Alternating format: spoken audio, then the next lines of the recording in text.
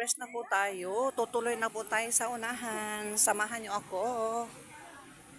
Iikot tayo dito sa Capitol Ground. Ngayon po, naging improvise po siya dahil po sa mga display. Yung mga tao dito po ay mga munting display po. So, ayan. At saka sila si Sir, nag-disseminate po sila ng information po tungkol sa bomb threat po. So, kailangan po mag-ingat po tayo. Huwag basta-basta magbigay ng mga false information. Kailangan po ay totoo lamang. Kasi may kaukulang parusa kapag nagbibigay ng false alarm tungkol sa bomb threat. Ayan. So, ikot tayo sa unahan. Kita nyo ba yan? Kaamulan. Activities dito ay kaamulan.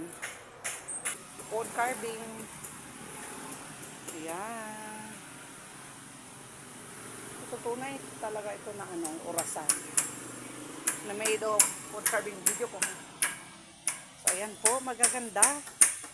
Ayan. Alas 10 na po yung oras pasado. Ayan po.